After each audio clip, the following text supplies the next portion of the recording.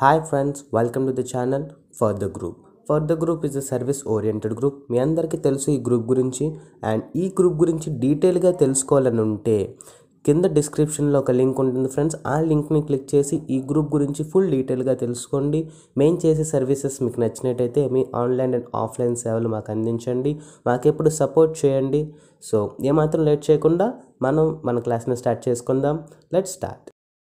Unit 1 diversity in the living world. అందులో chapter 1 వచ్చేసి the living world. So friends, today we are going to discuss about the living world. So in జనరల్గా living world అనగానే మనకి what are living things అంటే ఏంటి, non living things అంటే ఏంటి, వీటి తాలూకు డిఫరెన్సెస్ ఏంటి. సో ఇటువంటి క్వశ్చన్స్ అనేవి మన మైండ్లో రేజ్ అవుతూ ఉంటాయి. సో ఈరోజు క్లాస్లో మీకు ఒక కాన్సెప్ట్ అయితే ఇవ్వబోతున్నాను. వాట్ ఈజ్ లివింగ్ థింగ్ అనేది మీరు తెలుసుకోవచ్చు. And what are the characters of living thing అనేది కూడా మీరు తెలుసుకుంటారు. అండ్ అలాగే లివింగ్ థింగ్ అని మీరు డిసైడ్ అయ్యాక దాన్ని ఎలా క్యారెక్టరైజ్ చేశారు, వాటిని క్లాసిఫికేషన్ కానివ్వండి, నామిక్లేచర్ కానివ్వండి, ఎవరు పెట్టారు, అలాగా అదంతా చేశారు అనేది కూడా ఈ క్లాస్లో మీరు తెలుసుకుంటారు. So start our class the living world. Last క్లాస్లో వాట్ ఈజ్ లైఫ్ అనేది మీకు ఎక్స్ప్లెయిన్ చేశాను ఫ్రెండ్స్. అంటే లైఫ్ అంటే complex organisation of molecules which express some metabolisms, growth, reproductions, development అని మీకు చెప్పాను. సో ఈ క్యారెక్టర్స్ని బేస్ చేసుకొని లివింగ్ థింగ్ని క్యారెక్టరైజ్ చేశారు. సో ఈ క్యారెక్టర్స్ ఏ ఆర్గనిజంలో, ఏ ఇండివిజువల్స్లో ఎక్స్ప్రెస్ అవుతుందో వాటిని లివింగ్ థింగ్స్ అని, and which cannot be express అనే వాటిని నాన్ లివింగ్ థింగ్ అని కూడా అనుకుంటున్నాం. కానీ ఇందులో కూడా కొన్ని క్యారెక్టర్స్ మాత్రమే లివింగ్ థింగ్స్ని ఎక్స్ప్రెస్ చేస్తూ ఉంటాయి. ఇప్పుడు జనరల్గా ఒక్కొక్కటి చూసుకున్నట్టయితే మీకు వెంటనే అర్థమవుతుంది, ఈ క్యారెక్టర్ ఉంటే దీన్ని లివింగ్ థింగ్ అంటామా, ఈ క్యారెక్టర్ ఉంటే దీన్ని నాన్ లివింగ్ థింగ్ అంటామా. సో ఆ క్యారెక్టర్స్ని మనం చూసుకుందాం. So characters of living organisms: growth, reproduction, metabolism, cellular organization, consciousness అంటే రెస్పాన్స్ టు స్టిమ్యులీ. ఫస్ట్గా వచ్చేసరికి గ్రోత్ అంటే it is a reversible process. Irreversible process అంటే ఒక్కసారి గ్రోత్ స్టార్ట్ అయితే మళ్ళీ గ్రోత్ అనేది డిక్రీజ్ అవ్వదు. అలా ఆర్గనిజం అనేది అలా ఇంక్రీజ్ అవుతూనే ఉంటుంది. So increase in what? Increase in mass or number of cells. So number of cells increase అవ్వాలంటే ఏటవ్వాలి? డివిజన్ అవ్వాలి. Division of cells is nothing but cell division. So cell division plant సెల్స్లో జరుగుతుంది, animal సెల్స్లో జరుగుతుంది. So growth is characterised by division of cells, cell division. So ఎక్కడైతే cell division జరుగుతుందో అక్కడ గ్రోత్ అవుతుంది. ఎక్కడైతే గ్రోత్ అవుతుందో ఆ గ్రోత్ అయ్యే ఆర్గనిజంనే మనం లివింగ్ ఆర్గనిజం అని అంటున్నాం అనేది ఒక కాన్సెప్ట్. అయితే నాన్ లివింగ్ ఆర్గనిజమ్స్లో కూడా గ్రోత్ అవుతుంది. ఎలాగంటారా? Accumulation of material on their surfaces known as. వాటిలో కూడా నాన్ లివింగ్ గ్రోత్ అనేది జరుగుతుంది. సో లివింగ్ థింగ్లో గ్రోత్ అవుతుంది, నాన్ లివింగ్ థింగ్లో కూడా గ్రోత్ అవుతుంది. So that we're taking this growth is as non definite property of an living organism. కేవలం గ్రోత్ని బేస్ చేసుకొని ఆర్గనిజం లివింగ్ థింగ్, ఈ బాడీ నాన్ లివింగ్ థింగ్ అని మనం క్యారెక్టరైజ్ చెయ్యము. సో అర్థమైందా ఫ్రెండ్స్? గ్రోత్ అంటే ఏంటి? గ్రోత్ అంటే సెల్ డివిజన్, అంటే ఇంక్రీజింగ్ నెంబర్ ఆఫ్ సెల్స్. ఎక్కడైతే లివింగ్ ఆర్గనిజమ్స్లో ఇటువంటి సెల్ డివిజన్ జరుగుతుందో అది గ్రోత్. ఓకే, బాగుంది. కానీ నాన్ లివింగ్ థింగ్లో కూడా గ్రోత్ అనేది జరుగుతుంది. So that growth is not an definite property of an organism. Friends, next reproduction అంటే producing young ones, offsprings, that is called reproduction. So ఈ రిప్రొడక్షన్లో మనకి అసెక్సువల్ రిప్రొడక్షన్ ఉంది, సెక్సువల్ రిప్రొడక్షన్ ఉంది. అసెక్సువల్ రిప్రొడక్షన్ అనేది మనకి హైడ్రా కానీ, అమీబా కానీ ఇటువంటి యూనిసెల్యులర్ ఆర్గనిజమ్స్లో మనకి అసెక్సువల్ రిప్రొడక్షన్ జరుగుతుంది. సెక్సువల్ రిప్రొడక్షన్ అంటే మల్టీసెల్యులర్ ఆర్గనిజమ్స్ అండ్ మన మ్యాన్స్లోని, హ్యూమన్, మ్యామల్స్ వీటన్నిటిలో సెక్సువల్ రిప్రొడక్షన్ జరుగుతుంది. సో సెక్షువల్ రిప్రొడక్షన్ అనేది ఈ లివింగ్ బీయింగ్కి ఒక క్యారెక్టర్ ఫ్యూచర్ అనేది ఇస్తుంది అనమాట. వేరాజ్ రిప్రొడక్షన్ అనేది నాన్ లివింగ్ ఆర్గనిజమ్స్లో జరగదు. నాన్ లివింగ్ థింగ్స్లో రిప్రొడక్షన్ జరగదు. వేరాజ్ లివింగ్ థింగ్స్లో రిప్రొడక్షన్ జరుగుతుంది. కానీ కొన్ని ఆర్గనిజమ్స్లో లైక్ మ్యూల్స్ లాంటి స్టెరైల్ వర్క్ బీస్లో మాత్రం రిప్రొడక్షన్ జరగదు. కానీ అవి లివింగ్ థింగ్కి క్యారెక్టరైజ్ అవుతున్నాయి అనమాట. సో హియర్ హెన్స్ మన తనకి reproduction is the defining character of a living organism అని మనకి తెలుస్తుంది. Next metabolism. మెటబాలిజం అంటే sum of all chemical reactions or biological reactions which occurred in an individual. So ప్రతి ఇండివిజువల్లో కొన్ని మెకానికల్ ఆర్ కెమికల్ రియాక్షన్స్ అనేవి, బయోలాజికల్ రియాక్షన్స్ అనేవి జరుగుతాయి అన్నమాట. దట్ మేబీ అనబాలిజం అవ్వచ్చు, కెటబాలిజం అవ్వచ్చు. అనబాలిజం అంటే ఏంటి? Building up reactions. And catabolism ఏంటి? Break down reactions. Building up reactions అంటే ఇటుకలన్నీ పేల్చి బిల్డింగ్ కట్, అంటే sum of total all simple to complex అనమాట. అండ్ కెటబాలిజం అంటే ఏంటి? బ్రేక్ డౌన్ రియాక్షన్స్, అంటే కాంప్లెక్స్ మాలిక్యూల్స్ టు సింపుల్ మాలిక్యూల్స్ని కన్వర్ట్ చేసేదే catabolism process.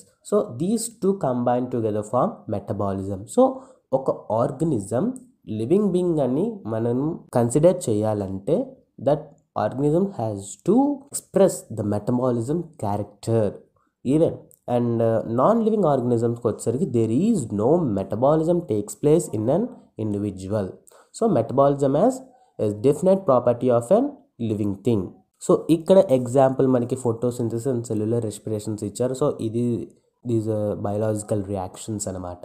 And next consciousness is nothing but response to stimulus. అంటే మనం ప్రతిదానికి రియాక్ట్ అవుతాం. దానికి ఇప్పుడు అక్కడ హియర్ ఎగ్జాంపుల్స్లో మనకి లెఫ్ట్ సైడ్ చూసినట్టయితే అక్కడ తను చేయి పట్టుకున్నాడు, హీట్కి తను రెస్పాండ్ అయ్యాడు. సో హీట్ అనేది ఆ రెస్పాన్స్ అనమాట. అండ్ ఇక్కడ లెఫ్ట్ సైడ్ లీవ్స్ చూస్తే మైమోజా పొడిగా అంటాం వాటిని టచ్ చేయగానే లీవ్స్ అనేవి క్లోజ్ అయిపోతాయి. When we touch the leave responses. ఎలా రెస్పాండ్ అవుతుంది? క్లోజ్ అయిపోతుంది. ఎప్పుడైతే హీట్ ఆ ప్యాన్లో జనరేట్ అవుతుందో మనం చేపట్టుకున్నప్పుడు మనం హీట్కి రెస్పాండ్ అవుతుంది. ఏమో రెస్పాండ్ అవుతున్నాం అబ్బా అనేసి రెస్పాండ్ అవుతున్నాం అనమాట. So response is an another characteristic feature and another definite property of an living organism అనేసి మనం చెప్పుకోవచ్చు. ఇక్కడ ఇచ్చారు చూడండి, ఆర్గనిజం సెన్స్ ఆర్గన్స్. సో ఆ సెన్స్ ఆర్గన్స్ ద్వారా ఆర్గనిజమ్స్ అనేవి సెన్స్ చేస్తూ ఉన్నాయి. ప్లాంట్స్ అయితే light, water, temperature, organism, pollutants and human aware of self conscious. అంటే ప్లాంట్స్ అయితే రకరకాల సెన్స్ ఆర్గన్స్ ఉన్న లైట్, వాటర్, టెంపరేచర్ వీటి బట్టి అవి సెన్స్ చేస్తూ ఉంటాయి. హ్యూమన్స్ అయితే సెల్ఫ్ కేరింగ్ ఉంటుంది అనేసి ఇక్కడ చెప్పారు. So consciousness response to stimulus is an definite property of an living organism అని మీకు చెప్తున్నాను. నెక్స్ట్ ఇంకా సెల్యులర్ స్ట్రక్చర్ అని అండ్ అలాగే అడాప్టేషన్స్ అని, ఎనర్జీ అని, ఇంకా చాలా రకాల లివింగ్ క్యారెక్టర్స్ అయితే ఉన్నాయి. అయితే అవన్నీ నాట్ అన్ ఇంపార్టెంట్ క్యారెక్టర్ అని మాత్రం నేను చెప్పగలను. అవి not unimportant to study, but these are all these consciousness కానివ్వండి, మెటబాలిజం కానివ్వండి, రిప్రొడక్షన్ కానివ్వండి, గ్రోత్ కానివ్వండి, these are the specific characteristic features of and living things differ to non living things అనమాట. సో ఈ క్యారెక్టర్ని బేస్ చేసుకొని మనం individual living థింగా నాన్ లివింగ్ థింగా అని ఎక్స్ప్లెయిన్ చేయొచ్చు. Diversity of living world. Diversity of living world అంటే డైవర్సిటీ అంటే డిఫరెంట్ టైప్స్. డైవర్సిటీ అంటే there are so many different types of species. And living world అంటే ఈ జీవన ప్రపంచంలో చాలా డిఫరెంట్ స్పీసెస్ అనేవి ఉన్నాయని చెప్పడానికి అనమాట. Biodiversity means life has different variety of plant and animal species. ఈ ఎర్త్లో చాలా రకాల ప్లాంట్ స్పీసెస్ ఉన్నాయి, యానిమల్ స్పీసెస్ ఉన్నాయి. వాటన్నిటికీ ఎలా క్లాసిఫై చేశారు, ఎలా నామిక్లైజ్ చేశారు, ఎలాగా వాటన్నిటికీ పేర్లు పెట్టారు, ఎలా వాటన్నిటిని సబ్ డివిజన్ చేశారనేదే మనం చదువుకోబోయే టాక్సానమీ పార్ట్ అనమాట. So taxonomy is nothing but naming of an organism, classifying of an organism, identification of an organism is called as taxonomy. అయితే ఇన్ జనరల్గా మనకి తెలిసిన స్పీసెస్ ఏంటంటే 1.7 to 1.8 అప్రాక్సిమేట్లీ ఇచ్చారు. చాలా రకాల స్పీసెస్ ఉన్నాయి. అయితే ఈ నేమింగ్ ఆఫ్ అన్ ఆర్గనిజం ఇవి బాధ్యత అంతా ICBN international code of botanical nomenclature అనే సంస్థ. బాట్నీ అంటే ప్లాంట్స్కి సంబంధించి, అండ్ జువాలజీకి సంబంధించి international code of geological nomenclature ICZN. ఈ రెండు సంస్థలు సైంటిఫిక్ నేమ్స్ కానివ్వండి, nomenclature and identification, classification these 3 పార్ట్స్ని వీళ్ళు ఆర్గనైజ్ చేస్తారనమాట. సో మొత్తానికి binomial nomenclature was first introduced by Carolus Linnaeus. Carolus Linnaeus అనే సైంటిస్ట్ మనకి ఈ బైనామియల్ నామిక్లేచర్ అనేది ఇవ్వడం జరిగింది. సిస్టమా నేచరా అనే ఒక బుక్లో తను ఎక్స్ప్లెయిన్ చేశారనమాట. అండ్ నెక్స్ట్ బైనామియల్ నామిక్లేచర్ అంటే ఏంటి? బైనామియల్, బై అంటే 2, నామియల్ అంటే naming of an organism using 2 words is known as binomial nomenclature. అంటే 2 wordsని ఉపయోగిస్తూ ఒక స్పీసెస్కి సైంటిఫిక్ నేమ్ ఇచ్చే పద్ధతినే బైనామియల్ నామిక్లేచర్ అన్నాం. అందులో first word is called generic name and second word is called species name. First word అనేది genus, second word అనేది species. For example మనకి మ్యాక్సిమం తెలిసింది mango. Scientific name of a mango is Mangifera indica. Mangifera is called as genus, indica is called as species. అయితే ఈ rules binomial nomenclature పెట్టాలంటే కొన్ని rules ఉన్నాయి. So ఆ రూల్స్ని పాటిస్తూ ప్రతి ఆర్గనిజంకి ఒక్కొక్క సైంటిఫిక్ నేమ్ అనేది ఇవ్వడం జరిగిందనమాట. So that we have to discuss about that rules. First one is biological names are given in Latin and written in italic. So all biological names అనేవి లాటిన్లో ఉంటాయి అండ్ ఇటాలిక్లో రాయబడతాయి అన్నమాట. అండ్ ఫస్ట్ వర్డ్ అనేది కంపల్సరీ జీనస్ అయి ఉండాలి, second word అనేది కంపల్సరీ స్పీసెస్ అయి ఉండాలి. And third, both word of biological name should be underline separately when hand written and italic if printed. ప్రతి సైంటిఫిక్ నేమ్ అనేది రాసేటప్పుడు అండర్లైన్ చేయాలన్నమాట. ప్రతి సైంటిఫిక్ నేమ్ కింద మ్యాంగిఫెరా అనే దాని కింద అండర్లైన్ చేయాలి, స్పీసెస్ అనే దాని కింద అండర్లైన్ చేసి ఉండాలి compulsory. And first word denote genus starts with capital letter and species name should be start with small letter. ప్రతి సైంటిఫిక్ నేమ్లో ఫస్ట్ వర్డ్ ఆఫ్ జీనస్లో క్యాపిటల్ లెటర్తో స్టార్ట్ అవ్వాలి, సెకండ్ వర్డ్ ఆఫ్ ఫస్ట్ లెటర్లో స్మాల్ లెటర్తోనే start అవ్వాలి. These are some rules. ఈ రూల్స్ని బేస్ చేసుకొని మనం ప్రతి లివింగ్ ఆర్గనిజం తాలూకా సైంటిఫిక్ నేమ్స్ అనేవి రాస్తూ ఉంటాం అన్నమాట. సో మనకి చాలా ప్లాంట్స్ ఉన్నాయి, చాలా యానిమల్స్ ఉన్నాయి. ప్రతి బోల్ స్పీసెస్కి ప్రతి డిఫరెంట్ సైంటిఫిక్ నేమ్స్ అనేవి ఉంటాయి అన్నమాట. సో నెక్స్ట్ ఇందాకే చెప్పాను టాక్సానమీ అంటే study of and principles deals with identification, nomenclature and classification of organisms అని. సో అందులో మనం ఐడెంటిఫికేషన్ అంటే జస్ట్ అది మన ఆర్గనిజం అది ఏటి అని మనం జస్ట్ ఐడెంటిఫై చేయడానికి. అండ్ నామిక్లేచర్ అంటే నేర్చుకున్నాం బైనామియల్ నామిక్లేచర్ అని, అది ఎవరు ఇంట్రడ్యూస్ చేశారు, ఏ బుక్లో ఇంట్రడ్యూస్ చేశారు. అండ్ అలాగే రూల్స్ ఆఫ్ బైనామియల్ నామిక్లేచర్ కూడా నేర్చుకున్నాం. అండ్ నెక్స్ట్ వచ్చేసరికి classification of an organism. So ఈ వరల్డ్లో ప్రతి ఆర్గనిజంని ఒక సిస్టమాటిక్స్ అనే ఒక పద్ధతి ద్వారా క్లాసిఫై చేశారనమాట. సో ఆ సిస్టమ్ ఎవరు ఇంట్రడ్యూస్ చేశారంటే లినియస్ యూజ్ సిస్టమాటిక్ అనే వర్డ్ని తను యూజ్ చేశారు. సిస్టమా నేచరా అనే ఒక బుక్ ద్వారా ఈ పద్ధతిని అతను మనకి అందించారనమాట. అందులో మనకి ఫస్ట్ వచ్చేసరికి స్పీసెస్ తర్వాత జీనస్ తర్వాత ఫ్యామిలీ, ఆర్డర్, క్లాస్, ఫైలం అలా డౌన్ నుంచి అప్కి వెళ్తాం అనమాట. సో ఫస్ట్ అనేది ఫర్ ఎగ్జాంపుల్ మనకు ఇండివిజువల్ ఒక ఆర్గనిజం కానీ ఒక ఇండివిజువల్ ప్లాంట్ కానీ ఒక సంథింగ్ బాడీ దొరికింది. ఆ బాడీ దేనికి సంబంధించింది? ప్లాంట్ కింగ్డమ్కి సంబంధించిందా, యానిమల్ కింగ్డమ్కి సంబంధించిందా? మనం అలాగే బాటనీ కాబట్టి ప్లాంట్ కింగ్డమ్కి సంబంధించింది. ప్లాంట్లో అది యాంజియోస్పెర్మ్సా, జిమ్నోస్పెర్మ్సా, ఇంకా అలాగా యాంజియోస్పెర్మ్స్ అయితే డైకాట్లండ్లో, మోనోకాట్లండ్, క్లాస్ అది ఏ క్లాస్, అది ఏ ఆర్డర్, అలా క్లాసిఫై చేస్తూ లాస్ట్కి అదే స్పీసెస్ దాని తాలూకా scientific name, genus and species తాలూకా సైంటిఫిక్ నేమ్ వస్తుంది. సో దట్ లాస్ట్కి వచ్చేసరికి species is the basic unit of classification. So group of all individuals having fundamental similarities and unsuccessful reproduction takes place among themselves. అంటే one species cannot reproduction with another species. అంటే ఏదైనా 2 individual organisms same species అయి ఉంటేనే that can be reproducts themselves. అవి different species అయితే cannot reproduction themselves అనమాట. ఆ organisms అన్నీ ఏవైతే ఫండమెంటల్ క్యారెక్టర్ సిమిలర్గా ఉంటాయో అండ్ అలాగే రిప్రొడక్షన్ సేమ్ జరుగుతుందో అవి ఒక స్పీసెస్. లేదు రిప్రొడక్షన్ ఫండమెంటల్ సిమిలారిటీ సేమ్గా ఉన్నాయి కానీ రిప్రొడక్షన్ చెందట్లేదు అంటే అవి different species belongs to those two or belongs to different species అని మనం చెప్పొచ్చు అనమాట.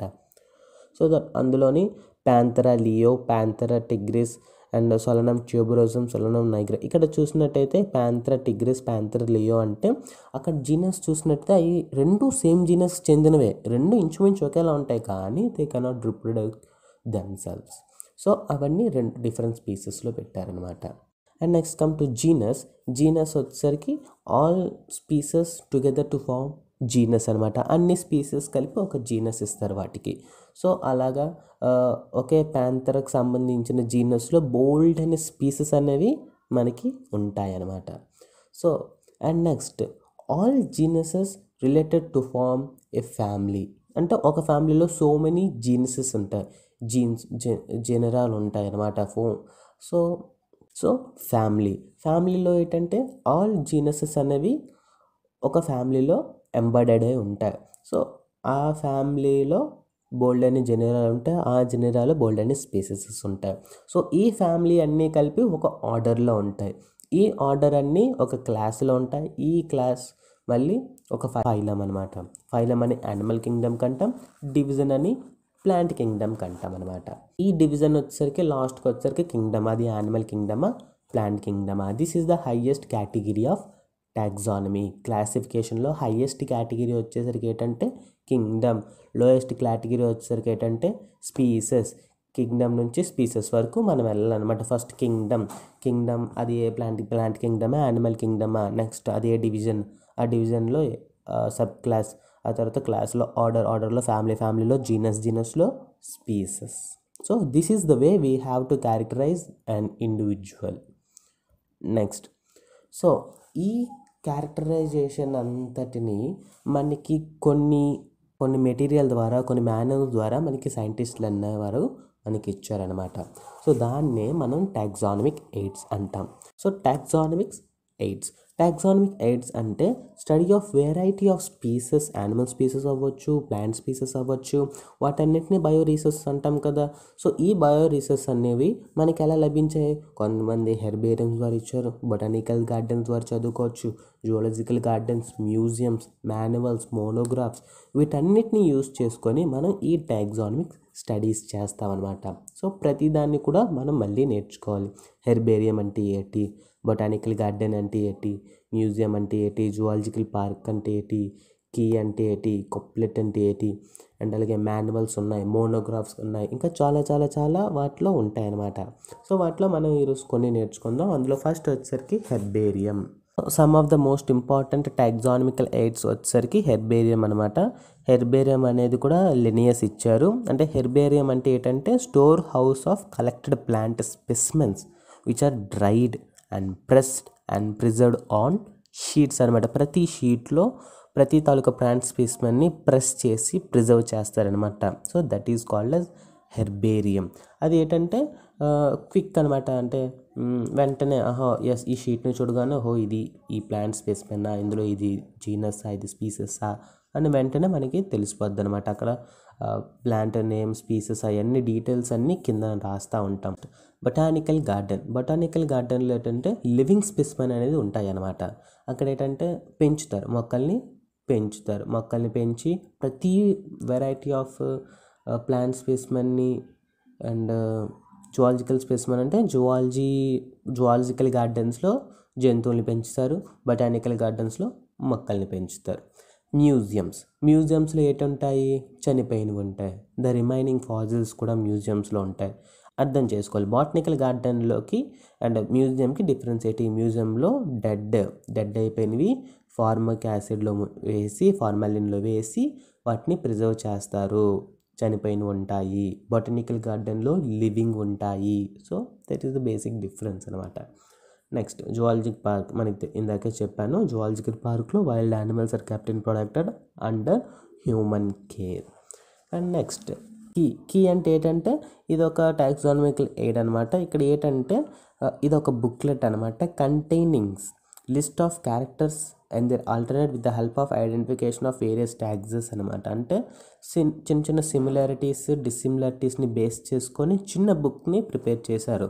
ఓహో దీనికి ఇది ఉందంటే ఓహో ఇది ఇందులోకి చెందుతున్నది. దీస్ ఆర్ సమ్ సిమిలర్ చిన్న చిన్నవి అనమాట. మోనోగ్రాఫ్స్ అని, ఫ్లోరా అని, మాన్యువల్స్ అని ఉంటాయి.